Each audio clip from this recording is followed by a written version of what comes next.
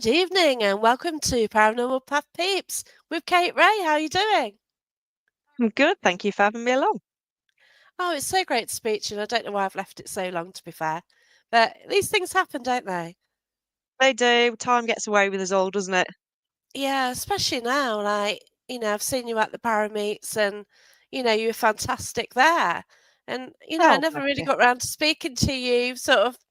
I spoke to you a bit there, didn't I? But, to Mhm. speak to you online, it's kind of different. And yeah, I shouldn't have left it that long. So apologies for that. But There's always a reason. There's always a reason. well, yeah, I'm always drawn to guests, and yeah, I don't know. It's just odd, isn't it? But yeah, great to speak to you. And also, you're from Nottingham as well, which is fantastic. Hi, Nando. Hi, Carl. And yeah, you're from my home county. I And am. I am. I've just been saying to you that I've only been back in the home shires for about the last 2 years, and Really. it's really weird because lots of people pop up that are from Nottinghamshire, and I'm like, how many people? How? And there's loads of us out there. It's brilliant. Yeah, and sort of not just Nottinghamshire, like around Nottingham, isn't it? Derby, Leicestershire, Hmm. and sort of the whole area.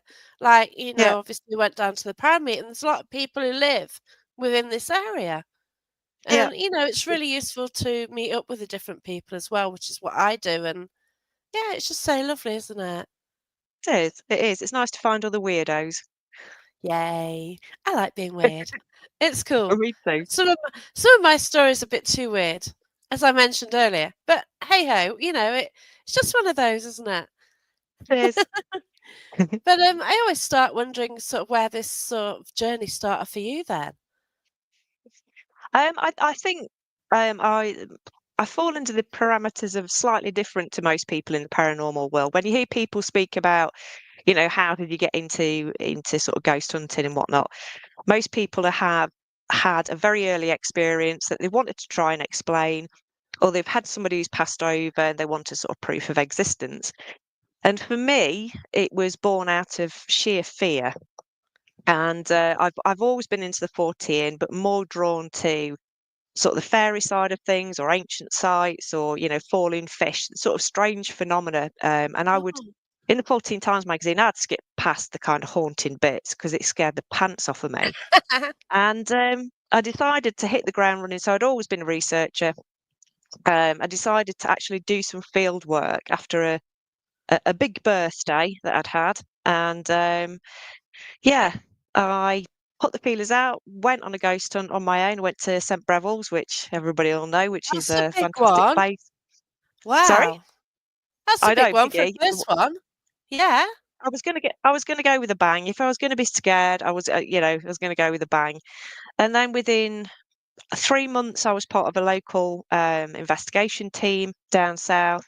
6 months later, I was in GPS GPE, which is Barry Guy's team, and it just sort of Wow. snowballed from there. So coming from a place of abject fear for anything that goes bump in the night to spending my weekends going and learning and putting forth different techniques. It was a bit of a wild journey in the early days, but it was obviously something the universe wanted to shove in my direction, so Oh I just went yeah, with the flow. definitely. So if you went so quickly, like when I sort of went, you go to the events and then all of a sudden you're in a team. It's a Hmm. massive change. Were you trained or did you just pick it up quickly? Because I know for a fact, like when I was in a team, it's like, oh, what do? You know what I mean? It was just the team I was in wasn't that good either. Yeah. So she wasn't I a mean, good teacher, but it's one of them, isn't no, it? I was pretty lucky in the fact that like I say, I'd done research for years. I was You've also got I that. I Yeah. was So, also doing my Reiki. I'd been reading tarot cards for 25 yeah, years. I'd had all that sort of spiritual backing got that. beforehand. Yeah, So I kind of brought those qualities in, that's and I, good. I was really blessed to be around so many people. I just kind of indulged myself. I went to see platform mediums, I went to Oh, spiritual wow. circle, and just learnt as much as I could. I did parapsychology courses, Wow. and literally Incredible. just went hell for leather on it. That's brilliant. Yeah, to sort of go for sort of that just a wide range really to support you in your journey Yeah, and at the outset as well. That is fascinating. It is. I was very, very blessed, and like I say, I think once I'd put that out into the universe that this is what I want to do, I'd had this idea, and it's an ongoing idea that I'm still immersed in, was to do Wow. 40 40 things during my 40 years. So I wanted to explore different aspects of, Charles Fort's world and the world of the strange and have experiences. And I think I've surpassed that a billion times over already. But it's something that I'm constantly doing, sort of visiting different sites, getting involved in different things, blah, blah, blah. So it's been very immersive. It's took over my life quite nicely, though. It does, doesn't it? It is mad how it does take over your life. And I do sort of have a different side as well because I do drama, and I've got Oh, friends yeah. in that sort of life as well. And it's like it's just two totally opposite worlds, isn't it? And now I'm Yeah. doing like 2 investigations per week for, well, every week in February. It's Mhm. like you're just in between ghost hunts really, aren't you? Yeah, life occurs in between ghost hunts, doesn't it? That's how it Yeah, kind of yeah. evolves. It's really hard. But, of all the 40 things you had to do then, which was the most, extreme or the most bizarre, really? Um, you know what? I've got to a point where nothing seems bizarre or extreme. Everything just seems like part and parcel of it. I think Yeah, in I the get early you. days, it was for me, it was private residencies that would really, really terrify me. But I found them so intriguing. I went to investigate a school that I was actually working in, which is an old Edwardian building. It had been the mayor's house. Wow. And I found out when I started becoming a paranormal investigator that a lot of the staff in the property had seen apparitions and had things happen to them. And the first time we went to investigate the building, I was shaking in my boots. And I went in this building every day. As a teacher, I was teaching in that building. Wow. And going in at night, and the things that we were sort of pulling out with different bits of equipment and different experiments was just that blew my mind. That absolutely blew my mind. And it was the first time I was sent by the team that I was in on my own in the building, and they said, "You know the building, you know the energies in there. They know you. Go and do some EVP work." And I think my legs wanted to run in the opposite direction, but I just powered Wow. through. I was like, "Come on, we can do this." Yeah. But that kind of thing now seems ridiculous. It seems ridiculous to me now that I was that afraid.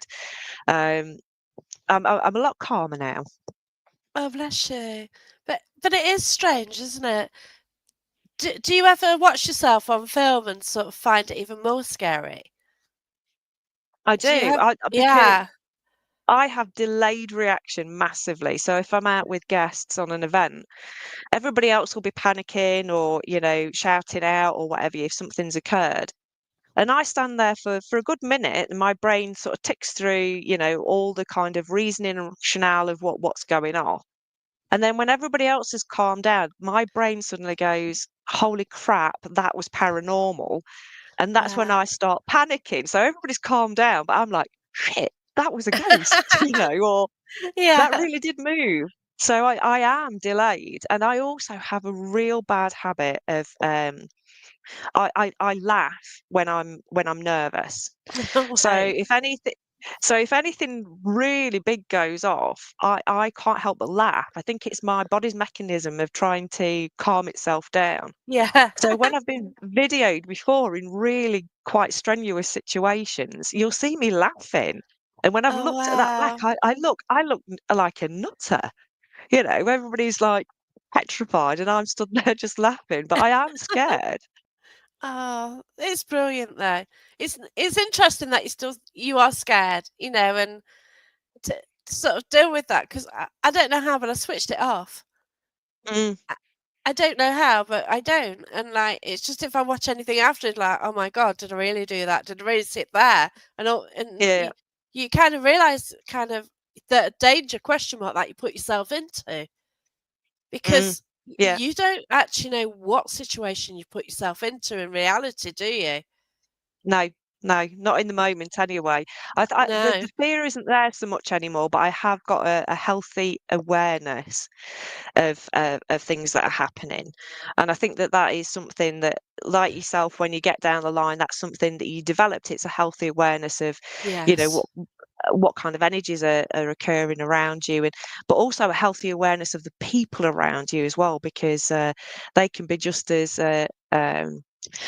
sort of spontaneous as any kind of paranormal investigation. Yeah, that's right.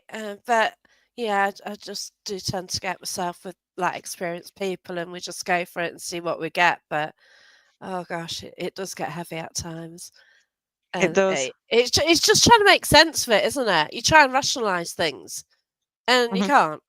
And I told Yeah, you a story before I went live, and like there's no sense behind it. It's just no. say, oh, this is a story. There you go, and like, I don't know. Hmm. What fascinates me also that you've written a book Hmm. about a park that I know so well. I used to walk there as a kid. I used to go to a free Heineken Big Top festival there. Yeah. Got a lovely lake. It's got deer. It's got a lovely mansion as well. It's stunning, and you've written a beautiful book about it as well. I have. I Wallace have. Knots. I got accosted by the gnomes for about 8 months while I was writing that book, and yeah, it was a very strange experience because I'd never set out to write that particular style of book at all. I was actually working on a book that I think I've been working on now for about 4 years, Oh, bless and you. it just wouldn't leave me alone. It just kept bugging and bugging and bugging, and I do say that I was abused by the gnomes. They came and sort of used me as some kind of channel to Oh, get the wow. story Bless across. you. Yeah, but it's such an incredible story because you mentioned how the Paramete, how basically school children, was it a head as well or a teacher, actually sort of witnessed these gnomes. And like when we've discussed it, I kind of know the area where it would be. Of the whole Mhm. park, there's one area what just feels differently. And Yeah, I totally get that. it Oh, is Mark loves it. oh, thank you, Mark. Bless you. Oh, It is one of those particularly ridiculous stories, and I came across it again in 14 times when I was probably about 14 or 15. yeah. And I read the story and just thought, this is just not even worth my time reading. It's just ridiculous. I just couldn't get my head around it at all. And it kept cropping up throughout my life as a story to look into. And it Wow. was I was writing for Dr. Simon Young. He put a book together of essays from different people, and he said, you know, would you like to put an essay in into this publication? And as I was writing that, there were so many things that were bubbling up from the questions that I had about the encounter, but more the questions that I had about the gnomes and the gnomes' lives and what their perspective of was of the encounter. And Wow. so Yeah. as I was writing the essay, that the book kept sort of going, "Come on, then, let's get Let's it do down on this. paper." And I remember the title coming to me. It's not the title I wanted, by the way. The title I wanted was "The Curious Case of the Woollerton Gnomes." Was the title kept coming up, the Woolly Snots, and I ran it past Neil Rushton, who's my co-host, and said, you know, what do you think of this? Hoping that he would say, it's a horrible title, you know, don't do it. And and he just said, yeah, go with it. It sounds brilliant. Yeah. And I was It like, oh, it's damn it. catchy, isn't it? It Yeah, grabs your attention. It really does. yeah, And I yeah, did have it's a great title, yeah. I was on a podcast with an American a few weeks ago, and they said, "Are we allowed to say this? Is it swearing?" Because they didn't understand what the word snot meant. Oh, of Um, course not, yeah. And I was like, "No, no, no, it's fine." You know, it's slightly Yeah. offensive, but it's kind of childishly offensive. So that was an interesting angle. I'd never thought that it might be an offensive word in a different culture. Yeah, because this is actually going out to things as well. So that's, a Facebook, US Facebook page. So, yeah, that'd be interesting as well. So people may kind of wonder what woolly snots are. and, snot comes out your nose basically, if you wanna know, but there you go. To put it to put it Yeah. bluntly, I guess, but, yeah. But, it is incredible, the whole story, and for the people who came through with that story. But, with us doing paranormal, like, anything goes, doesn't it? Like, the Definitely. the bizarre tales I've got, and I used to go to my friends, "Oh, you'll have to, go with me on this one, but this is what Mhm, happened." mhm. And, yeah, it's there, isn't it? It is, it definitely is. I mean, the case of the Woollerton Gnomes, though, is it's one of those, cases that I find interesting in terms of both fairy investigation and, paranormal investigation, because it shows how much good information and resources change a case. So it is one of the most well-documented fairy cases within Britain. Wow. It surpasses the Cottingley Fairies in a lot of ways, and it's one of our most modern cases as well. And how the information was collated after the incident really made it a substantial case to be looked at, and it's the same within the ghost hunting world. When you can start collating data early on to substantiate what you're experiencing, it becomes a healthy case, something that you can bring into the reality where people start going, okay, then, I can't really question that like I used to, because there is so much, information around it, and Yeah, quality, information. yeah, and it's sort of the people who are involved in it, isn't it, as well? You know, that Mm. that sort of gives it more, you know? I mean, So it does. The head teacher wasn't actually there at the sighting, but the sighting happened on the Saturday night. Head teacher interviewed 6 of the children on the Monday. Um, I had a very brief opportunity to talk to the head teacher, who's still alive. He wow, doesn't talk incredible. publicly about it at all. Mm. Um, but one of the questions that I really wanted to ask him, and I had to be very, very quick, very, very brief with him about it, was, did he believe the children? Did he believe what they were saying? And his answer was very interesting from a psychological point of view. He said the children in his school, and particularly the children who had come to him with a story, didn't have the imagination to make something like that up. Yeah, And I that just says it thought all. that from a head teacher, Yeah, that was mind blowing. And he said he believed them. He said he had no doubt that what they were telling him was the truth about what had happened. So it's so incredible. interesting. Mm, And there must be so many other stories like, other stories about other fae as well, sort of around the country, yeah. and people just don't hear it, do they? It Well, doesn't come people out don't into want the to mainstream as much. because people don't want to talk about it. I mean, I've said this many times at Parameet. It's like you can say I've seen a ghost, and people are interested in what you're saying. You can say you've seen a UFO or an alien, and people go, "Oh, okay." Then say you've seen a fairy, and they look at you like you're a kook. People Yeah, generally, it's the last taboo of the paranormal world, is fairy sightings. It's something that people don't understand. They don't want to get into because they think it's something of the world of children. It's something that people feel like could ruin their credibility. It's got loads of attachments to it. It's changing. The yeah, tide is definitely changing on the views of fairies, which is for me fantastic, because it's been something that I've been very passionate about for a very long time, about it's wonderful.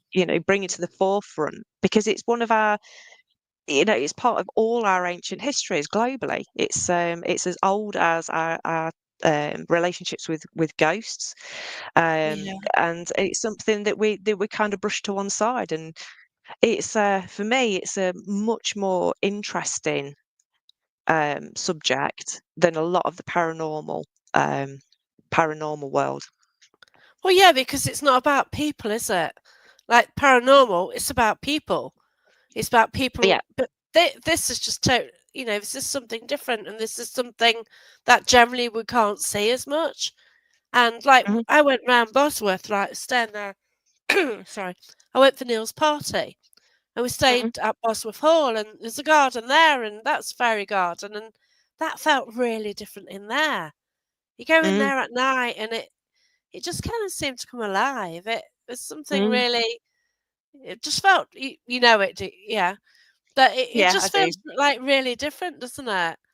And there Mm. must be like I'd love to go see the Major Oak again and sort of head that way because oh, I bet that comes alive at night. I need to go up there. The yeah, Sherwood I Forest is guess so. definitely a different beast in the evening. Yeah, Twilight is a good time to wander yeah, around the woods. It's definitely a different beast.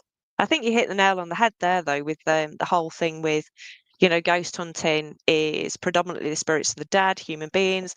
People go into the realm of demonic activity or angelic activity. Whereas when you're yeah, talking about fairies in the fairy realm, you've got as many, if not more, different species and subspecies of fairies as you have of animals in the animal kingdom, including sort of insects and fish and birds and whatever. It's just, there is not just one type of fae, there is millions, absolutely millions. And the sightings, especially modern sightings, have definitely started to recognize that there are things that we possibly couldn't have put a finger on what they are, but people are now saying, I believe this to be part of the fairy world. wow, People often talk about things like yetis and woodwows and slender man and all these kind of different creatures that we lumped in with the cryptozoology. People are saying, are these part of the fairy realm? Are they part of that liminal realm that bobs in and out of our own? yeah, that's right. It yeah, it is kind of harder to get your head around because yeah, it is totally different, isn't it? Mm, And it is, and yeah, it's trying to imagine what the they look different. like, or because you've got the kind of the insects, haven't you? And Mhm. it's just a mix of yeah, it's different, and I I mean, love it. So I mean, you've got all different sizes, and you've got the span from the malevolent to the benevolent. Um, uh, I mean, the old-fashioned way of speaking about that was the Seelie and the Unseelie court, which is the court, good court and the bad court of fairies. But you have got that really wide spectrum of almost demonic type behaviour right the way through to almost angelic type behaviour. And there is sort of Christian roots as well that said that fairies are basically the fallen angels, and the ones that didn't go down to hell, hit the earth, hit the sea, or stayed in the air, creating the fairy realm. So they have those kind of connections within Christianity. That's how they try to explain who they were. But you do have that huge range of behaviours, morals, and values within that as well, which yeah, I mean, it's interesting from a ghost hunting point of view because it's very rare that I come across a property that's a haunted property that hasn't got issues with fae, on top of the yeah, spirits of the dead. And they're usually the ones that are creating what we now call poltergeist activity. yeah, those cheeky Um, ones, aren't they? yeah, the ones banging, slamming doors, throwing things, pulling hair, those kind of things are very much within the fae realm of what they want to do. And before the term poltergeist was actually put out there, we in the West used to use the word spook, and spook used to cover everything, not just ghosts, but all the fairies as well. That terminology was for a cover-all for all of them. And the Isle of Man still actually used the word spook to talk about fairies and to talk about ghosts as well. So it's when we unravel history backwards and look at the origins of things, it starts becoming less of a ridiculous subject to look at and more of an intriguing subject to look at, and what I think is really enriching for ghost hunters in the paranormal world as well. Yeah, it is incredible, and yeah, it just seems to mirror, doesn't it? Like the way Hmm. we sort of, obviously from a ghost hunter perspective, but they're they're like set up and from the demons all the way down, it just kind of mirrors across to that Yeah. sort of world, if you call it that. But what sort of publications should people look at then if they want to know more about the Fae? Because it's definitely intriguing. It is massively. I always say, I mean, there are loads of good publications out there, but I always say go with what you're drawn to. My first real introduction into what I now know as the proper fairy world is the artwork of Brian Froud. I mean, before then, the only references that I knew were from children's storybooks. You know, you got the flower Yeah, that's fairies it. and that kind of thing. And that kind of thing really didn't sit well with me. I found it quite twee and a bit kind of sickly. I always kind of knew that these beings were about, and I probably had more of an intelligence about them than ghosts when I was younger. And when I first I was gifted a book, a Brian Froud book, which was the Goblins of the Labyrinth. And I opened this book, and all of a sudden, everything that I'd understood of this realm was in these pages of this book. And it was just like I'd found a friend, Yeah, get you you. know, in these illustrations that somebody else really understood what it was all about. And from there, I found other books that were, you know, that followed on from that. I think that the biggie, the one that anybody within the folklore world and fairyology world will cite is the Catherine Briggs Encyclopedia of Fairy. I think it's Fairy Folk. It's got a longer title than that. Right. However, you're talking few £100 for a copy of that Oh, right, nowadays. It okay. went out of publication. On top of that, I'd just go for the basics. You know, there's lots of dictionary type and encyclopedia type books on fairies, and then you know, a book will find you. A good book will find you with the right kind of information that resonates with you about what you're looking for. Yeah, so if anyone's got any questions about Faye, please add them to the chat. But it is a fascinating subject. Like when you when you've done the talks, it's brilliant, and can't wait for the next one because I'll obviously be there in May. So Yes, I'm yeah, looking forward to it. It's yeah, going to be good. yeah. It's lovely, and the fact that it's over bank holiday weekend as well, and it's just great And it's to my meet up. birthday on the Saturday. Yay! Oh my gosh, the award Yeah, ceremony. It's your birthday. Wow, yeah. that's cool. I have let Awesome. Neil know, so I'm hoping he brings me a birthday cake. I'll have to remind him. Mhm. Seriously, I will Mhm. mention it to him. Yeah, yeah, because I'm sure I'll see him again before then because I do host there sometimes. But Mhm. yeah, oh wow. But yeah, and you've got some more festivals to go to as well, haven't you? Got quite a lot on this year. I am really, really busy. So off the top of my head, I'm doing a workshop with Barry Guy next month. That's down in Avebury. That's sold out. There is Weird Weekends. That's in April, which is Wow, a conference that I've had my eye on for a very long time, and I was so pleased that they excellent. invited me to that. There is Kate Cheryl's not what's it called? Something Wold. Oh, she's going to kill me for forgetting what the Oh name of it is. no! That's out in Laos. I'll find out what that's called. I'm Oh, I sorry, saw Kate. that the other day. Yeah, Laugh. Yeah, I did see that. Uh, so that's not far from. Well, it'll be quite a bit further for you, but About 2 hours, it's yeah. It's near Cleethorpes, just down from Cleethorpes. Yeah, I've been to Louth. yeah. Yeah. Oh, brilliant. So I'm looking forward to that one. That's really good, and I've written an article for her book that's coming out that's about a sort of mysterious side of Lincolnshire. So, I mean, Lincolnshire, Right. I held quite close to my heart. My brother went to university, an agricultural college there. So I used to spend a lot of my time going over the county border and sort of Yeah. staying with him. So I spent a lot of time in Lincoln, but I did not realise how incredibly packed. And I mean, I don't mean just ghosts, but that county has got everything going on. It's Oh, like yeah. it's now become one of my most fascinating places. I mean, Black Dog's more than any other county. Mm. It's been cited as the third most likely place to see a fairy, which shocked me, absolutely shocked me. The research that I did on that was just Yeah, phenomenal. I because it's absolutely just loved fields, it. isn't it, generally? It's fields and fens, It's and that's fields, it. yeah. That's right. Wow. But I think that's why I think these rural communities really do sort of hold on to their folklore. and it's something that, people will tell stories of in pubs like we used to do. We don't generally do that anymore. You don't get old boys sort of sat round sort of talking in a No. pub about, the time they saw a black dog while they were walking home one day.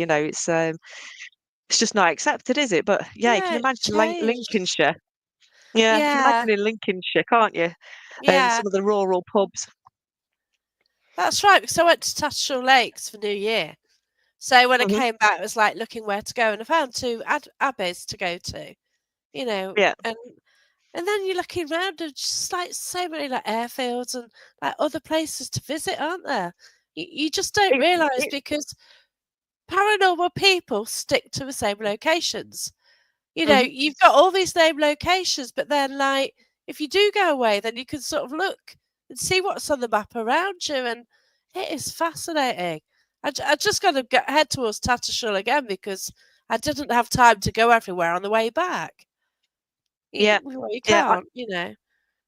I always drive when I go anywhere outside the county. I will take, a few reference books with me, and if I've got time, I'll have a flick through and go, oh, there's that ancient site there, or there's this building, or there's been a sighting here, or whatever. Yeah, Whether it's cryptid or UFO or fairies or ghosts or whatever, and I'll just take that time to wander out. But I don't know why I'd never ever thought of Lincolnshire as something that was it's brimming with supernatural. I mean, brimming. Just extraordinary stuff. So, if anybody wants to come to Kate's talk, I'll bob the details on my Facebook page. But yeah, I'll share it there's on going to be here as well. Yeah, I'll share everything onto my group, Paranormal Path. So that'd be brilliant. It's yeah, it's going to be a definitely. brilliant day. It's going to be a really really good day.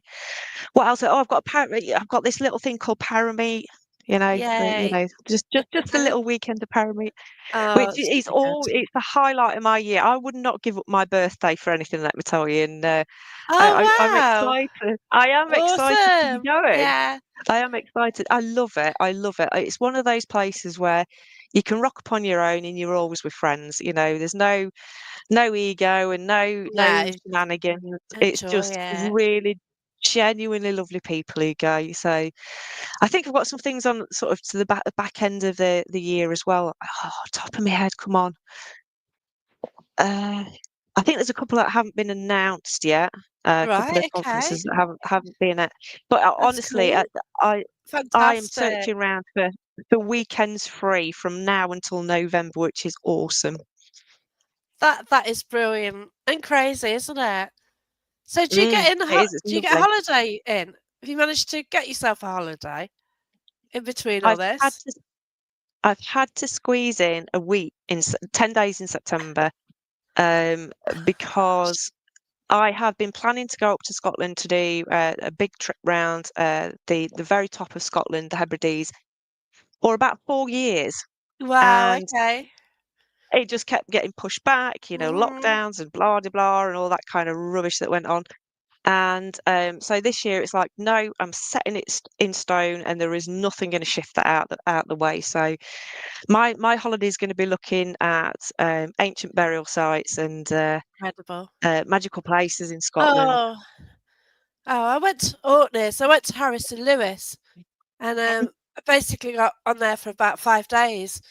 And the only thing to see is actually burial sites Yeah. because it is so rural, and like Mhm. think, oh, where do we go today? So you find a burial site because you Yeah. just like looking at the map because oh, beautiful beaches and everything. It's 16 degrees and raining every day. That Yeah. was July, but it's what it is, isn't it? But it's absolutely stunning. I do a sort of a 2 week tour of Scotland. Done it for the last 2 years. Wanted Mhm. to try Cornwall this year, but I might be going back to Scotland again. And yeah, Cornwall's beautiful. Cornwall's absolutely beautiful. I'd yeah. never give Cornwall a miss. It's a stunning part of the world. But there's I don't know. I started going to Scotland, and there's certain places I have to go back to every time. I Hmm. absolutely love Loch Ness. Yeah. Just sitting on the banks outdoors and just looking over the loch. It's just absolutely stunning. I love the road Hmm. at Glencoe. I stay on a Hmm. campsite there, and it's just certain places I need to go. And oh, it's just so stunning. It really is. The scenery is great.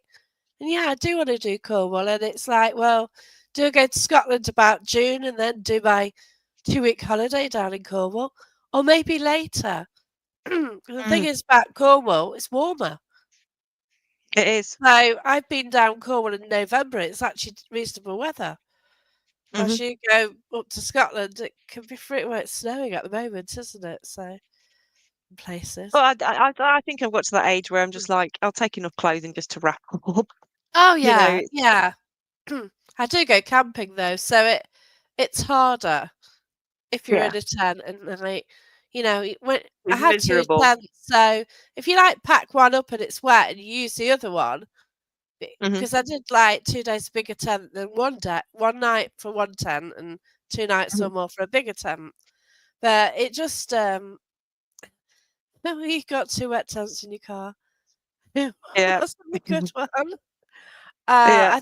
I think so. And there's a lot of people I meet up there as well. So yeah, I just sort of plan and then I meet people. It's great. Ancient burial sites. Yeah, yeah. I've Touching the I've been stones to and so feeling the many. energy. Mm, Yeah. yeah. And, Mark, are you stone bothering? Are you a fellow stone He bother? is. Oh, he is. And you'll meet him at the We've met him at the I Param know haven't Mark. you? Yeah, I You know know Mark. Mark. Yeah. Are you going to go Yeah. to Callanish? Don't know where's on the agenda at the minute because it's Yeah. changed because I was going to go to Lindisfarne and up and over Beautiful. through Edinburgh and Glasgow that way to the other Yeah. side. But so my family's from the borders. But Yeah. I actually went last year back. I used to spend my summer holidays on the borders, but I went back last year and did it and sort of did all the sites that I wanted to do. So it's going to be straight up. But at the minute, I am absolutely desperate to get to the Isle of Man, but it's so bloody expensive to get a ferry Yeah. over there. It's just ridiculous. You could get to Spain cheaper. I think the people on the Isle of Man don't want people over there. I tell you. Mhm. Yeah, I get that because it's just yeah, it just seems like all unspoilt. It seems like all oldie worldy, doesn't it? Mm, Yeah. And yeah, I've always been intrigued by it, definitely. yeah, But yeah, it's always seemed out of my range. That's the thing about Harrison Lewis as well. The price to get over there is a lot. I know. But I did it, and yeah, it was worth it. And I got into Tarnsay as well, which was the Mhm. island which they filmed Castaway on. So Ah, yeah, that was interesting. But yeah, yeah, if you did want to know the details of the owner, I'll let you know when if you ever need them. But yeah, yeah, but that'd be good. yeah. So, are there any other countries that would fascinate you in respect of the Fae as well? I think globally there's something in every country that kind of rings the bell, if you like, Yeah. when it comes to the fairies. Mm. Um, but to be fair, I've kind of over the years, I used to be really intrigued about traveling globally. I only ever did it sort of, for a few weeks at a time. Didn't, wasn't a globe hopper or anything. That kind of thing just does not appeal to me anymore. I just feel like the UK for me particularly is so unexplored. There is so Right. much that I haven't seen and hidden gems, and I've got no desire to go out the country. But I mean, if I was a bit of a pull for me is probably northern France because of its Arthurian connections and Yeah. its ancient sites. But there is so much that I want to do in this country, and all the time I'm finding out about different weird sites and ancient woodlands that I want to visit, or other fairy encounters, or really bizarre ghost stories that have gone on. And I just think that's got to go on the tick list. That's. Yeah. I think I'd spend a lifetime discovering things in this country. Yeah. Well, that's good though because if you go anywhere for a week, it's certainly not long enough, is it? Once you sort of get Never. exploring. Like I recently Yeah. went to Talbot in Oundle, but Hmm. then you look at what's linked to it. That was Hmm. mind blowing. The Hmm. area they've got the castle, which is hardly there anymore, and there's Yeah. everything else around it, and that's just one small area. So, Hmm. you just take another area and that's what's gonna be there. Well, there you go, Yeah. Gorton's. So, Gorton's. So that's near Stoke. What's that then? What's that then? Yeah. Intriguing now. Oh, is that another Yeah. one I've got to put on my list? Thank you, Mark. Yeah. So what's Gorton's got then, Mark? Oh, okay. Oh, interesting. Oh, nice. I've not heard of that one. Tracy has a smaller amount of UK land that which isn't haunted. Yeah, that's right. And we have got so much history, and you don't know what's underneath us at all, do you? No, And definitely not. And we've got so many different cultural layers as well to this country. It's oh, not, definitely. we're a small island that was constantly invaded, so there is always going to be a spiritual energy that's very unique to the island. So yeah, it's a very interesting. We're a melting pot, and it's a very interesting Oh, country for definitely. that Yeah. reason. Because looking back into Nottinghamshire history, like 1200s, Nottingham Hmm. split between two different Hmm. languages. And, Yeah. you don't realise that. And, No. there's so much which has been lost, isn't there? Mm. Yeah, And it's then it's crazy. when they find like Roman villas in farmers' fields and everything, just so much to uncover and so much to find. That made that made me laugh at King's Clipston when they did that. When they found it, it's like as kids we used to play on it. It Oh, wasn't did buried you? in the ground. Yeah, it was literally the ruins that are there now, and everybody knew about it. Nobody really knew what it was, but it was never disrespected in any particular way. But it was Time Team came in, and it was like all a big hullabaloo, and it was like, yes, we've discovered. It's like it's always been there. How can you discover something that's always been there? Well, I'll I've tell you what actually is been fascinating. there. Yeah, Yeah, because yeah, you because can I popped just go up over the there. yeah, I popped up there and I just Googled. I thought, oh, what do I go to? Oh, okay, we'll go and see that. So yeah, yeah. There's not a great deal there, but there's a really no, good pub you can see at the bottom of the hill, so it's definitely worth going for the pub. yeah, but it is incredible, isn't it? And Mm, Fotheringhay Castle, it's just a hill really, and the little stones, and then you've got the plaques there. yeah, But you just think like what that held, the amount yeah. of history. King Richard III and obviously Mary Queen of Scots. Lots of energy, so peaceful. It's surrounded by yew trees. Oh wow, yeah. Mm. Something about yew trees as well, isn't there? Yeah, That's that sort of they are more. one of well, all trees are magical, but the yew tree is Oh meant to be yeah, particularly magical and very yeah. sacred. That's why a lot of churchyards have yew trees in because the churches came along and nicked pagan ritual sites, Oh plonked yes. the churches on, but kept the yew trees there because they were superstitious of them. That's why we've got very old yew trees in a lot of our churchyards. Yeah, yeah, they're absolutely stunning though. I think as a child, because my family, like my grandmother was into nature, at an early age, I knew all the trees around me and Hmm. yeah, and oh gosh, they're beautiful. And obviously Sherwood Forest, it is a beautiful place, isn't it?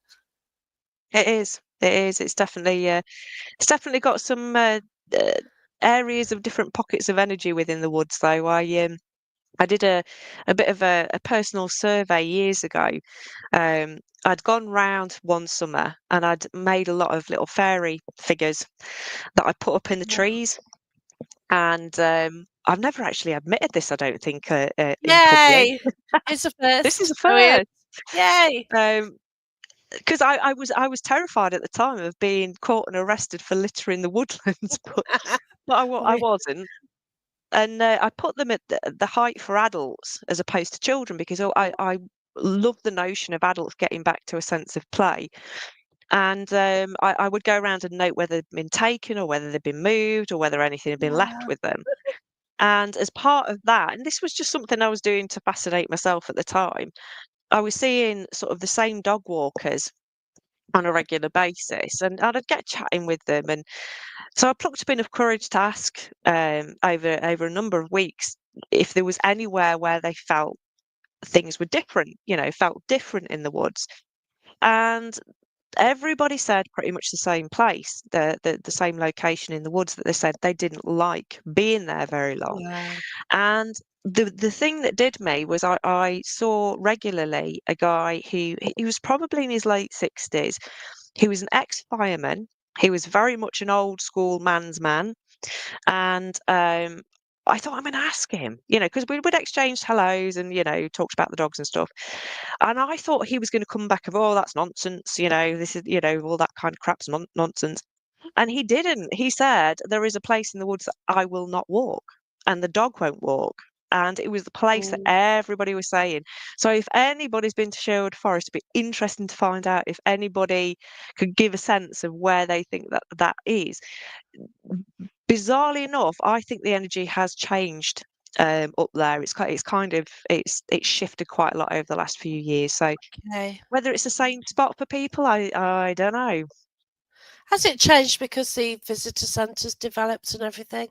Because back in the day, there was hardly anything there, but then, it does become a bit more commercial, doesn't it? Listen, if you get me on this subject, we'll be here all night talking Oh, about my okay. bugbears Yeah, and bones with the bloody yeah, Sherwood yeah, Forest and what they're doing, doing yeah, to it. But yeah. yes, I can very much. imagine. Yeah, yeah, that's Um, right. and the fact that the idiots are snapping and pulling out trees with great machinery, um, it's just yeah, it's disgusting. I quite often voice myself on No, bless you. local Facebook sites about how disgusted I am with what they're doing up there. So Yeah, yeah, well, it I've has got an changed a lot issue because of that. here. Like we had, Yeah. there's an open cast pit, so they grassed it, made it into a little open area, and you've Mhm. got this ancient woodland near it, and they've gone and chopped it down, and it's like, well, what the hell have you done, And they've kind of built a bit on this old mine as well, and it's like, why? And it's I oh, it know. was, like it was on Facebook. It was kicking off on Facebook because they don't, yeah, they're just losing the trees, and it's absolutely shocking, isn't it? And they And don't they don't listen. They don't listen. no, it's all about money and everything, isn't it? And Mm. quotas and but yeah, and Sherwood Forest, like, it was so much bigger than it is now. It's only a tiny pocket of what it used to be. Like, I'm in You the think area of that, Sherwood Forest, but technically. yeah, exactly. I mean, the thing is, it has ebbed and flowed over the years, and the biggest that it's been within recorded history was actually in the years of the Second World War, when they literally replanted a lot of the woodlands for taking down for industrial use. So that's why we've got a lot of pine woodlands here. Ah, So yeah. originally, the Sherwood Forest would have been a huge swathes of heathland that were used for hunting and small pockets of trees. So we don't do bad. I mean, when we think of Sherwood Forest, we do think of vast, acres of Oh, trees and whatnot. definitely, But yeah. um, I mean, we have got a good decent, wodge of them, and you can actually go up in the village onto the old pit tip now, because they've turned that into a nature reserve, and you can see the top of the canopy of the heart of Sherwood Forest and how Oh, far wow. it goes. It's miles and miles, and you get a panoramic, and you get Thoresby Estate in there with Thoresby Hall, and you can see over to Newark. You know the sugar beet towers at Oh, Newark. yeah. Wow. You can see them from up there, which is miles away. Yeah, it So is. Wow, it's it, incredible. it's quite glorious. It is quite glorious to be up there and to see it all. I might take the I'm hound up very. there sometime. I'm You definitely ought to. I keep needing to go, and I haven't, and, like, every year I want to go, and, like, oh, I need to, because hound would be happy. But, yeah. Yes. But, yeah, it's a stunning place, and I know the Major Oak, it's struggling, but it's still there, isn't it? And, have you Yeah, walked inside still the there. Major Oak? I used to have picnics as a child in the Major Oak when Yeah, it wasn't fenced off, yeah, and exactly. they've sealed the hole, and I understand why they've done that because Oh, I think in the 80s and then again in the 90s, somebody has decided to set fire in the middle of the I Major Oak. remember now. Yeah. And it was devastating, absolutely devastating. But yeah, I've got lots of pictures of me as a wee child stood inside the Yeah. Major Oak, looking very proud to be in there. I remember banging my head on it. So Hmm. I went in it and I banged my head, and I just remember Yeah. that. And it's just a crazy thing to remember, isn't it? And I've no idea how old I was. But yeah, to be able to do that as a child and say, "Yeah, Mm. I've been through the Major Oak," and it's like, Yeah. and y- yeah, you kind of lose the fun now, don't you? And obviously we know why, but it's a shame, isn't it? You Massively. used I to have mean, the freedom to roam and go near it and touch it, and I know it's got to be I do protected, walk but around Sherwood Forest at the minute with the oh, is it Big Yellow Taxi, the song where it's the words are you pave paradise and you put up a parking lot, and it's about putting alright. trees in a tree museum, and you go up in Sherwood Forest and it feels like a tree museum. All the ancient oaks now are have got fences around them, and I can't believe you got me on this subject, but the RSPB, Ooh, the RSPB were on about, because that's who manage it now. We're on about many years ago about putting in suspended walkways because they didn't want people walking on the ground. And it was like, no. people have walked this ground for thousands and thousands of years amongst the trees. Great trooping armies went through Sherwood Forest. It's a few dog walkers in the day, and then the summer holidays, a few thousand tourists aren't going to do any damage to an ancient woodland. It's just been Oh it's been my crazy. gosh. Yeah, I Yeah. know. I think last time I went, I was surprised by how much of it is fenced off, and you have got Mm. footpaths, and there's nothing like walking through a forest, as in through the woodland, not by it on a path. It Well, is you it is a haven't heard different it feel, from isn't me. it? You haven't heard it from me, but there's No, no that's sign saying that you can't go beyond the fences. okay. And if my dog go that Why way, not? Rocky. Oh, Rocky, Uh, where are you going? Oh, I must follow you. yes. Yeah, something like that. Yeah, Yeah. you know what dogs are like. Yeah, And they're, just they're awful for running off. You have to follow him. yeah, well, definitely. Go on, go, run, run, run. Oh no, wait. But yeah, and yeah, I do want to go up there soon, definitely. But yeah, just avoid the tourists.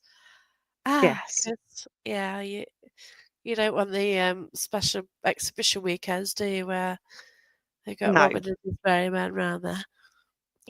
I tell you what, the Krampus weekend was brilliant. I went to that at the end of That January. looked I've done that a few awesome. years. Yes, I It's saw that. brilliant. I saw the It's photos. Yeah, brilliant.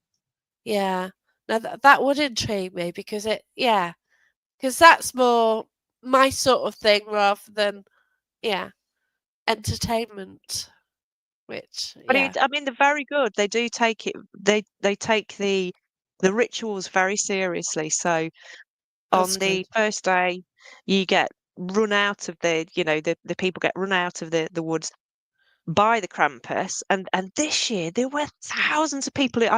Well, I say thousands. There's probably about 1,000 plus people who turned up on the Sunday. But then they bless the Major Oak and bless the woods, and they do take it. It's very magical. They do take it Oh, very that's seriously when they're doing the beautiful. blessings. Um, but yeah, it's a really good atmosphere. It's a really fun atmosphere. Right, I'm going to check out that for next year then, because Do it. January you need something to look forward to, don't you? And when I Yeah. saw your photos, I think somebody else went there I knew as well. And it's like, yeah, well, I didn't even know about this. You know about the one in Whitby? Everyone These knows what are happens in Whitby. these are the Whitby Krampus that come. Oh, They are they the are? Whitby Oh my Krampus. Yeah. god. That's even Yeah. better. Oh Yeah. my gosh, yeah, so I so wanna go. Oh yeah, the Whitby one's fantastic. Oh my gosh, so there you go then, Mark. You'll have to go to the one that's, in the Sherwood Forest. But yeah, it's so great to have that on your doorstep. I've got Mm. Bramcote Woods near me. It's smaller, Oh, but it's Bramcote Woods nice. are lovely. It Yeah, is. and It's I've got lovely. the Hemlock Stone as well. We've got Yeah. this Hemlock Stone, nobody knows what it's about, you know, Hmm. and it yeah, there's folklore behind it, and there's been rituals around it and everything, haven't there? And it just Yeah. stands there now, and it's kind of they have a festival once a year, don't they? But it's not the sort of right sort of festival sort of thing. Not Hmm. my sort of festival, but yeah. Yeah. But it yeah, there is so many amazing things around us. So, what's on your wish list in this country then, more than Oh, anything? Isle of Man, What's top of uh, de yeah, Isle of Man, definitely top yeah. of the list. I think per square foot of anywhere else in the British Isles, that's got to be the most that jam-packed paranormal, supernatural, fairy Yeah, place on the planet. Um, the thing is, I like stumbling across places. I like going places, and I'll go on Google and put in ancient yeah, sites near me and seeing what comes up. And I have come across some corkers, yeah. small stone circles in woodlands. I think it was Arthur's Cave. I can't remember where that was. That was walking through the woods up to Arthur's Cave, but there was an ancient labyrinth in Wow. stone on the floor, and it was these are all I'm sort of going to or coming from a paranormal event, or going to and coming from sort of a fairy market or something Mm, like that, and I just think, oh, I'll stop off and check it out. And I think one of the most lovely places, but it's a bit of it's a bit theatrical, is the Druids Folly up in Yorkshire.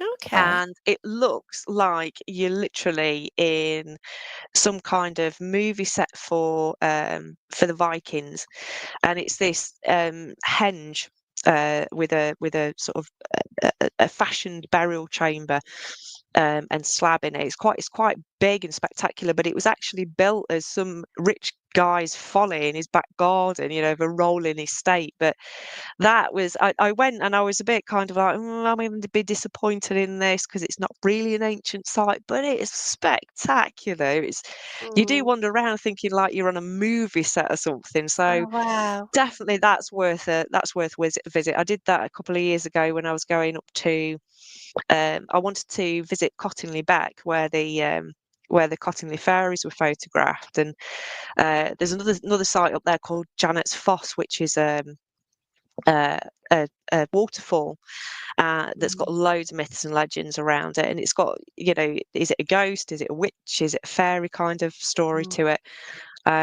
So yeah, there's lots of Yorkshire that I want to explore.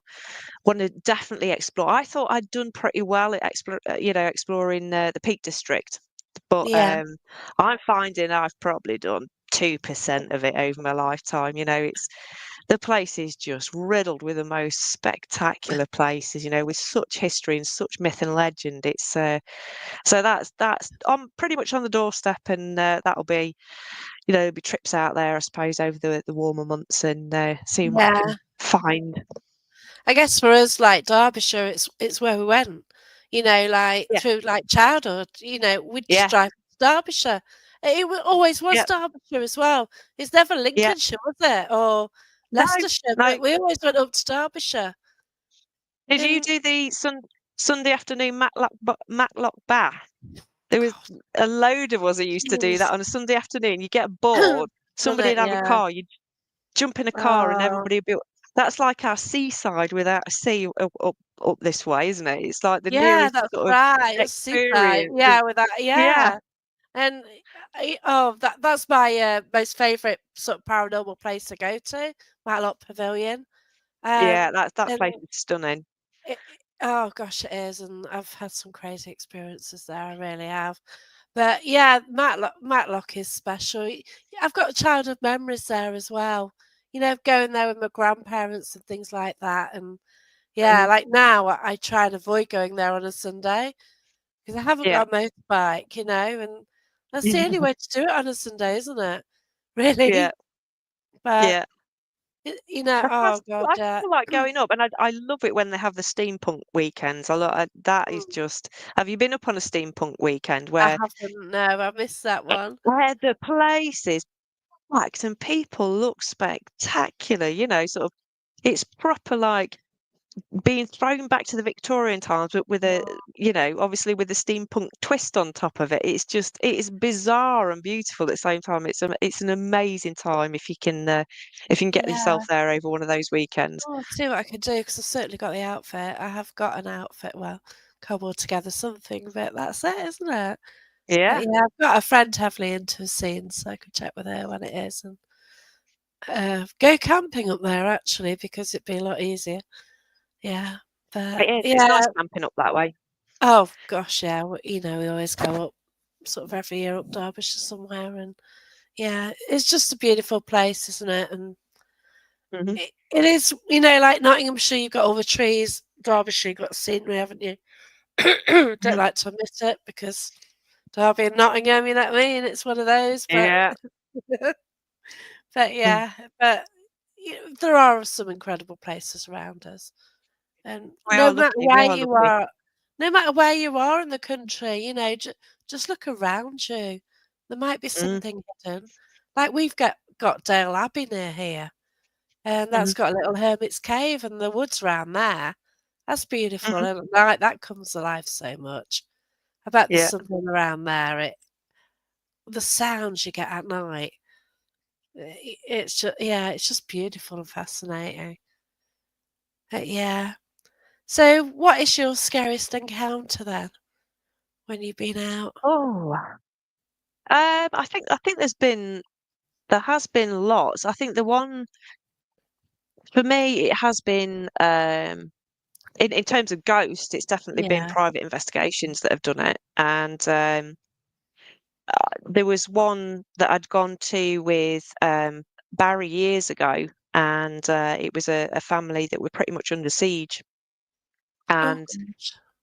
it was horrendous. The house was horrendous, and we'd just gone to do some interviews with them just to make sure that, all the paperwork was right and, Yeah. they were who they said they were and that kind of thing, and we were only gonna spend some time doing a bit of filming in the property and just getting, crossing the T's and dotting the I's. And I was filming, as I was asking questions to the mum of the family. The room was, there was about six of the family in the front room, while I was doing this, and the mother was just explaining to me that they had a phenomena that went off in the house that was, the house would rumble like there was an earthquake. And as she was explaining this to me, it started to happen, and Wow. it was extraordinary. The walls were rippling. That's the only way I can describe it. They were rippling, and of course, as investigators, we checked everything out. We checked the land Yeah. out underneath. We had testimonials from the neighbours saying that they heard nothing ever. Oh my It didn't gosh. happen in their property, um, and that ceased. That sort of died down, but it's the atmosphere, isn't it, in these places when it's happening? But as that died Yeah. down, we could hear footsteps running up and down the hall in, upstairs. And that particular property, we had, I think it was 3 coins that are ported out of the air, while we're there. And we weren't even there investigating, we were there, getting information. But I think what scared me the most was how absolutely terrified this family was. They were Oh, all bless sleeping in the front them. room at the time because they couldn't bear to sleep even in twos. They couldn't even bear to sleep two Oh in a room. They no, all that's slept shocking. together. Um, so that was frightening because it was very real. It's very different to an Yeah. event where you go on an event and it's kind of there is that quality of entertainment to it. Yeah, and Not you leave saying it that behind. yeah, Yeah. you do. You can't you kind of it affects Well, you nobody hope and you you're in the do. You hope you do. yeah, yeah. But you don't really, nobody is on a day-to-day basis affected by it, and everybody goes into those properties, knows what they're getting themselves in for, Yeah. and wants to be there for the event. But private cases are very, very different when it's incredibly meaningful to people. Oh, Um, I've definitely. I've lived in a very severely haunted property, and it was before I was a paranormal investigator, and it made me very sick. It made me very, very sick being in that property. So I do have an empathy for people who are stuck basically living Yeah. in these places. But that's pretty much where my passion lays when it comes to ghost hunting Oh, bless you. Yeah. is residential properties. Yeah, because you can help so much and make a difference. And it's when children are involved as well, isn't it? Mhm. Yeah, That's the thing. And yeah. is it the children who can be causing the activity as well? You know, is That's this that's part of one it? theory. Yeah, Yeah, I mean, just like so much, isn't it? Which yeah, potentially it could be. But wow, yeah. it's so fascinating. So when you say you were in a haunted house, what was that like then? It was really quite severe. Looking back now with an investigation head on, Yeah. um, it was up there probably in, you know, the most severe haunted properties that I've been in. Wow. The first 3 years of living there, I'd had no problems whatsoever. So to this day, I don't know. I don't think it was attached to the property. I actually think at some stage it attached to me. I don't know where from or Okay. how or Right. whatever. And it started off with scraping sounds on the wall. Mm. And I thought it was I had new next door neighbours, and I thought maybe they work shift because this was always at night. Maybe they work shifts and they're actually redecorating the property at night when they've Yeah. got some Yeah. time. Yeah. And it escalated. I was probably there for about 13 years, and it escalated sort of very, very slowly. But things like I would have the most disgusting, putrid plumes of smells Oh, that would just come out of nowhere. And if anybody else was in the property, I would kind of apologise and say, I'm really sorry about the smell. I don't know where it's coming from. And quite often, that other person would smell lilies or smell a floral scent. But I was smelling wow. something that smelled like death. It actually eventually escalated into poltergeist activity. Oh my god. And from there, when I eventually came to sell the property, I'd moved out of the property and I was living down south while I was trying to sell it. And the estate agent called me and said, Kate, you need to get back to the house. Um, she said, there's some flies. This was in November. I'd Oh, cleaned okay. everything out the property, scrubbed all the cupboards. Yeah. Everything was absolutely As you would. pristine for people Yeah. viewing. I came back and I kid you not that there were thousands of blue bottles. Thousands. They Oh were gosh. dead on the floor. They were half dying in the air. There were plumes of them. I was hoovering them out the air. There were thousands. It was making me gag. Oh god. No. And when I cleaned up the mess, I searched around the property thinking, has somebody put a handful of maggots through? This was Mm. November. The heating hadn't been on in the property, so it was, You don't get blue bottles then anyway. They've and there were gone. thousands. There were Oh thousands. Jesus no. And that was pretty much, I mean, the other things that happened to other people who were completely skeptic. I had a friend at the time who had gone to use the bathroom. He wanted to wash his face, so he'd filled the sink up with water. He'd gone over to sort of splash his face with water, and he felt his head being pushed under the Oh sink. And he god. thought it was me mucking around, so span round, and obviously there was nobody there. And he didn't tell me for about 3 days that that had happened to him because he was so petrified. I'd got family members who refused to come round anymore because they'd encountered stuff. Wow. It was pretty much off the charts, and it made me very ill. The energy was so oppressive. It was awful. I sometimes drive by it and think, wonder if that's still haunted. Shall I go and tour it Yeah, out? I'm intrigued now. But yeah. Yeah, Oh gosh. But that flight, that is your worst nightmare anyway, isn't it? I it is. just It is. I would freak. Just walking into that, you oh my god. Just But keeping your well, head and not freaking and dealing with it is like, I mean, it was at night when I'd got back up there because I had to drive back up from Buckinghamshire, oh god, so and you're tired anyway. yeah, Yeah, tired, and it was dark, and I was just absolutely baffled. I to this day I can't.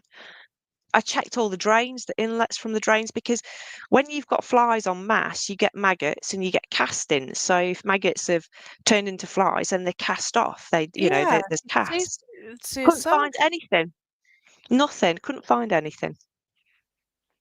God, that that's so surreal because I've never heard of that. Obviously, if something's happened in a house and something's there, and yeah, Yeah. obviously, but not for no reason. Well, wow. I really don't know. And it was literally 3 years after I moved in. The first 3 years, there was nothing, absolutely nothing. I used to have to sleep with the lights on in the property because there was that Oh my much that god. would go off. Yeah, that I totally I get couldn't you. stand to be in the dark in the property. It was, and I lived there on my own. There was me and my two cats, and it was the cats picked up on it quite often. Yeah. Um, and it wasn't a nice house to be in. You know, the atmosphere Wow. was pretty dreadful. Oh my gosh. So what did the cats do? How did they react? They would. I mean, they were both really placid little creatures. They weren't. They were indoor cats anyway, and they were Yeah. proper lazy cats. And they would arch. They would arch and hiss. Oh Um, my God. especially when I've been a couple of times when I witnessed objects moving, and they would see it at the same time, and they would be up with the hackles up and hissing in the Gosh. direction of whatever was moving. It was yeah. I mean, I would love now to investigate it. Oh yeah, I I'd know, be but not live thriving off there it. though. Oh No, my God, you'd do really well there now. You'd hire open it up at night and hire it out, wouldn't you? yeah, You know, yeah, and that's it. You get it, yeah, get it in the paper, then boom, sorted. yeah.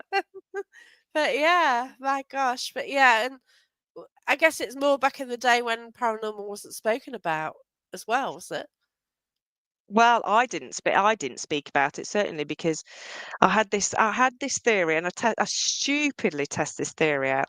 I used to have this theory that if you speak out loud of these things come to you. And when I first became an investigator, I kind of it took me back to that theory that I had. So I never spoke about things, and I certainly didn't think about them. I'd try and put them to the back of my mind. And one night, very, very early on, being an investigator, I said in my head as I went to bed, Oops. if spirit if spirits can hear my thoughts, can you make yourself known? Can you tell me in some Oops. way that you can actually listen to what my thoughts are? I got woken up, and this is no word of a lie. I got woken up early hours of the morning. I was with my partner at the time, to a scraping sound again. Looked to the bottom of the bed, and I had a vase full of flowers, dried flowers, and the flowers had been picked slightly up out of the vase and were scraping side to side across the wall. I shot up out of bed thinking, "Am I seeing this right?" And Yeah. the thing flung itself across, knocking loads of stuff off the dressing table, flung itself off across the Oh room, my waking up my God. partner. And I decided from that day on, I wasn't gonna ask stupid questions in my own Mm, home ever again. I get said, you. "Thank you very much for letting me know. Move on. I don't, don't want this in my home. Off you go. Move on." Oh God, no. It's fascinating, isn't it? Like I've never investigated really at my home, and they sort of say don't because you don't know what you're bringing in, do you? You don't know. Have you never had any experiences in your home? Because as an investigator, I've had tons. Oh I've had, God, yeah, I just ignore them. do you? Yeah, well, my last dog he used to stare at the door, or well, either that door or that door, and he'd just sit there staring. My dog once growled at something, but then again, I was sitting with the ashes of my other dog, so I think he Yeah, probably growled at my other dog. To be fair, yeah. Mhm. um, like I could be on the podcast and there could be a bang, I go, oh yeah, okay, whatever. Or like Mhm. I've got some dolls as well in my house, and I've got some other things in my house as well. It Oh, happens. dolls, as in haunted dolls, or just Well, dolls. they're kind of just dolls. One's from a Are you 1940s sure? one's from a 1940s tea room, which, people took offence at, and it Okay. kept falling off the shelf. And the other one, was in an Audi car park, Yeah. and this woman, she found it in an Audi car park, so she picked it up and it got a broken face. So she took it home to make it into a Halloween evil doll, Yeah. but they had to get rid of it straight away because her dog was freaking out at it. And then when I went to collect it the night before, this guy who didn't know what he's doing, he got an app out and a picture fell behind. And yeah, I've got it. It's fine. It sits with the other doll. I've got some other items. I've got a dodgy mirror as well. If I go near it, I actually So you're not gonna. parameet. One of the first parameets Yeah. haunted the object and there's my mirror in there. Yeah. Yeah. Ah. So you So, won't yeah. investigate your house, but you'll bring in haunted objects. Yeah, I don't care. It's all good. Fine. Hi, Tony. But I kind of feel that I think I'm heavily protected by something. Mhm, I really am sure there's just something like just stops me. I've got a past life issue. I don't know if he's around me. Judging by the weekend, I think he is, and I think in a way he's mhm, protecting me. Um, the weekend, I'll tell you afterwards what happened. I've mentioned a bit, but something else happened which was mad. But hey ho, mhm, we yeah. But you find these things out when oh, dear me. But yeah, I don't know. I used to live in a haunted pub. That was interesting. That's one I didn't mhm, believe. And I have a TV come on. I used to fall asleep, and then a TV would come on. I'd wake up, fall asleep, wake up. Minute later, the TV would come on. A few seconds, white noise, change to something else, then come off. That happened mhm, frequently. I kind of got used to that first time. It really like bothered me, but then I mhm, kind of got used to it. And then once that happened, that whole saga, and then the pub alarm went off. So when the engineer came out, I had to go at him. Why did it go off? Tamper. Well, mhm, who's tampered it? Check CCTV. Nothing. Go on. Why's it done it? Oh, I don't mhm. know. Well, why? Power surge? Tell me. Yeah, no explanation. It's just weird how the telly did that and that. Yeah, and I used to chat to him okay, even though I didn't quite believe in ghosts. I was in denial. Yeah. But yeah, this house things happen, but I don't know. I just think it was something, yeah. Do you get anything where you are now? Not had anything really in this property.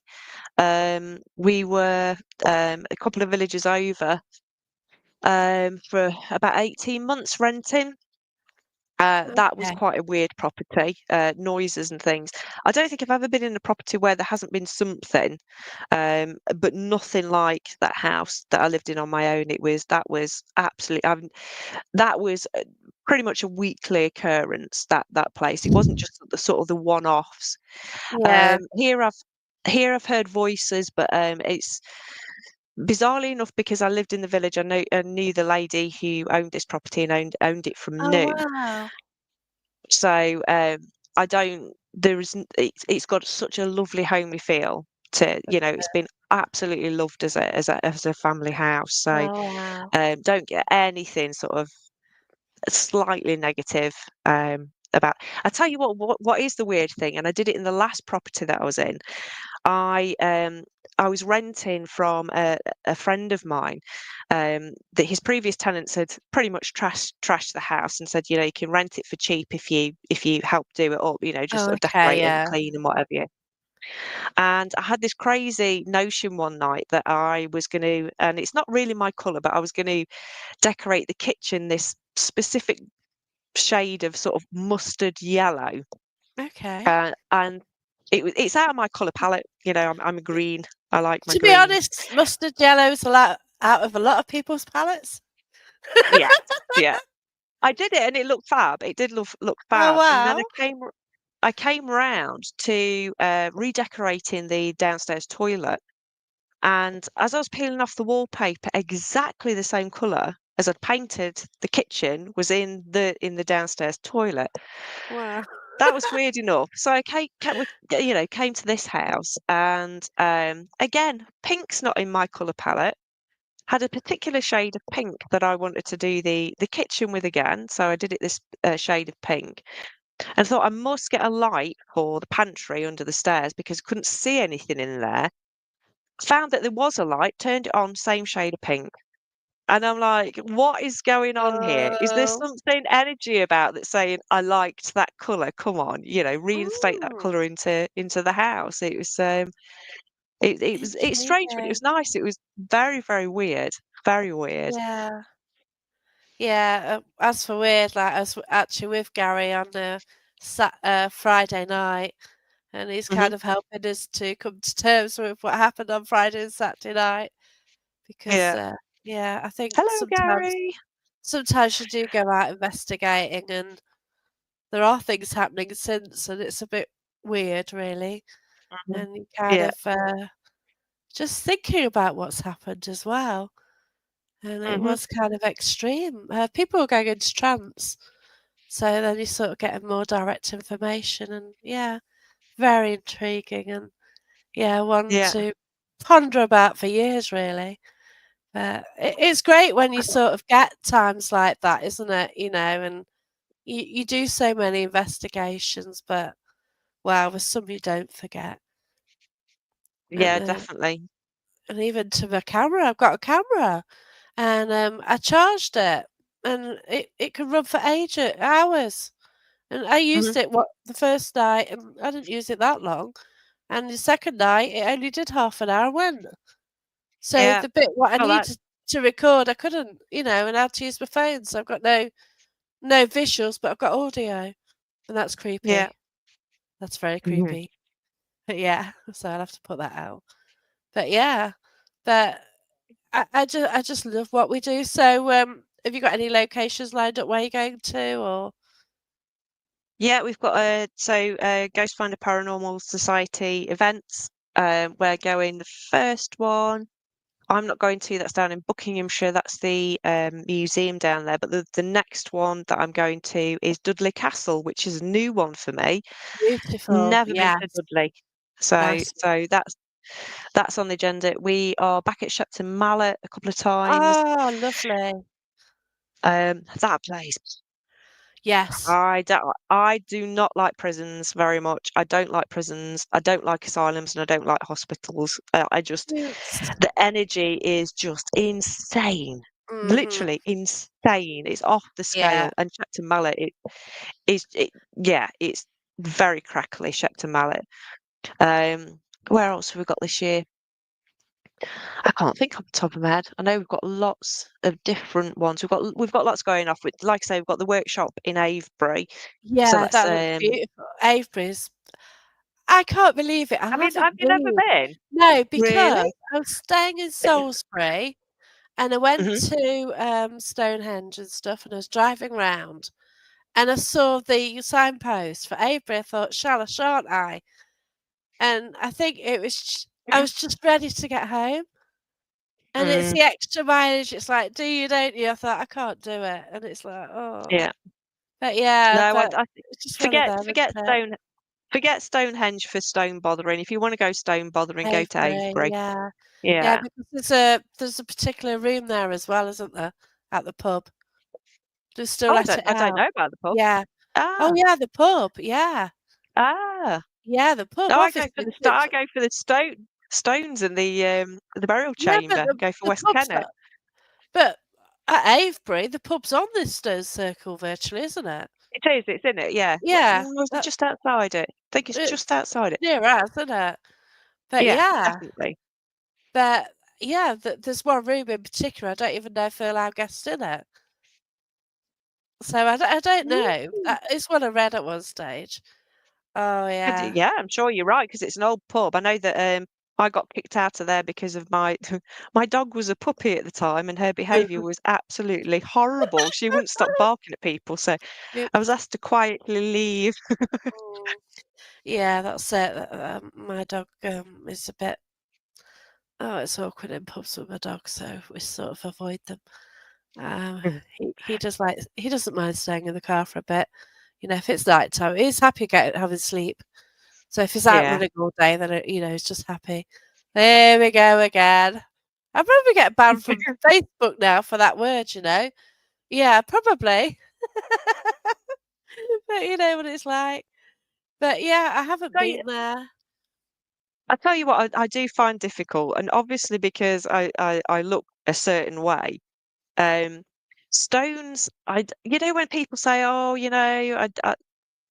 I go and sit with my back against the stones, or I'll place my arms around it and I spend some time in a stone circle and it really chills me out and I get lots of energy and blah, blah, blah from it." And it's like, I get nothing. I can understand the beauty of it and I love being in the space. I love burial chambers. West Kennet, Welling Yeah. Smith is one of my favourite places. I get nothing like other Oh, people. wow. You put me in a forest, and we were a different kettle of fish. And I think I came to the conclusion that stones are way too slow for me, way too slow. That Oh, wow. the energy that comes from them is just, I'm just like, nah, next. Yeah. Let's find somewhere else to get the energy from. It's but I I do understand why. get it in a way. What? Yeah, I mean, the only time when I've ever been to a site where it's physically done something to me is I'd gone to northern France with a friend of mine. He had a little cottage out there, and Yeah. literally on every farmer's backfield there is a dolmen, or Oh, some wow. part of some burial chamber. And we'd gone to one. It pretty much an intact dolmen, and there were chickens running all over it. It was in some farmer's backfield, and there were Mm. chickens running all over it. And I went to put my hand on it, and I got an electric shock. And I was like, no, Wow, there's, incredible. it's just Yeah. must be a one-off. So I did it again, and it happened to my friend as well. And we were like, has the farmer Oh, rigged this up? Has he got yeah. electric fencing like touching this somewhere? That's But I've never incredible. never experienced anything sort of physical or spiritual, really. Wayland Smithy definitely, but that's the land for me, not particularly the stones that are Yeah. there. But yes, I still like stone bothering. I'm not going to use the P word, Mark. I'll use Yeah, stone that's bothering. yeah, I'll probably, get booted for that one. But, Yeah. it's like there's the, Stanton Nine Ladies, Stanton Moor, Yes. and you Yeah. get the tree as well up there. You get the trees up there as well. That's a Yeah. stunning place. It is. But these places are absolute. I don't know if I sound like a moaning, but they're bloody riddled with people. There's just too many Yeah, I people get going to these you. places now. I did to be honest, it was me. I was on my own with the dog, and there's 2 ladies, and they were loving the stones, basically, and one had a Gee, skipping that sounds rope. wrong. Well, no, you know what I mean. It's hard to phrase it. They were really Yeah. enjoying where they were, and they got a Yeah. skipping rope as well. And it was just we're just chatting and chilling with them, and it's just so cool. You know what I mean? And yeah, I was skipping with them, and like it was just so we just chatted to each other, and yeah, Yeah. it you just randomly meet people, don't you? Sometimes, and yeah. You do. I mean, I went up there, I think it was a couple of years ago on Samhain, and all these places like 10 years ago you could go to, on the major, Oh yeah, it'd be pagan fine. celebrations, and nobody would be there. It would be brilliant. You'd have the place to yourself. I do sound so antisocial. And I went up there, and it was just packed with people doing little rituals, and it's like I couldn't even just sit and sort of chill and just Yeah, be, because there were people over here chanting, and people over there talking, and people over there ringing bells or playing guitar, and it's just like, sod off. yeah, Sod I off. get that. Yeah. you know It's like Nobody went to these places. it's like me when I go camping. Like Yeah. nothing obviously 2020 and everyone started going camping. Hmm. Ah, yeah, go back to Yeah. Spain, go back to your hot holidays, please. Yeah. Microwaves in a tent, really? Oh dear, don't get me on that. I'm with you. I am so with Yeah, you. yeah, I So with know. you. It's like nobody ever broke in. Oh, Arbaleau as well. Yeah, I've been up there. Yeah. Yeah, I was actually at Arbaleau and one of the sheep fell on its back with its legs in its hair. I was like, oh my gosh, and that was a bit. Yeah, it felt. I just saw it. It's like, oh god. What, fell off the side, or No, it was just on the fell, field keeled and it was over? just yeah, it was just so I Oh, told the farmer for him to because apparently if they do, you've got to roll them back or something. So they yeah, get distemper, they get air in the belly, don't they? I don't know why I know that, but they get air in the belly and it kills yeah. them. But yeah, I was like, I went there and then you obviously you've got sheep all around, which, a lot of the places you have. And, it's just lovely, isn't it? Just being out there. And Mm, yeah, but yeah, it's because the stones aren't that sort of pronounced that are below either, are they? mm. You go through that farmer's field and stuff it's on the hill as well. But yeah, there are a lot of fascinating places to go to. There's some Uh, fantastic places in this country. I'm definitely an advocate. I'm definitely an advocate for the Isles. yeah, it's sort of like whether I do Scotland and Cornwall this year. Do the double. Do the Maybe. double. I might do, yeah, because I do get a lot of holidays with work, so yeah, let's go camping. It's like when to go to Cornwall, isn't it? Because of people, Mm. this is your one, and I might try October time down there.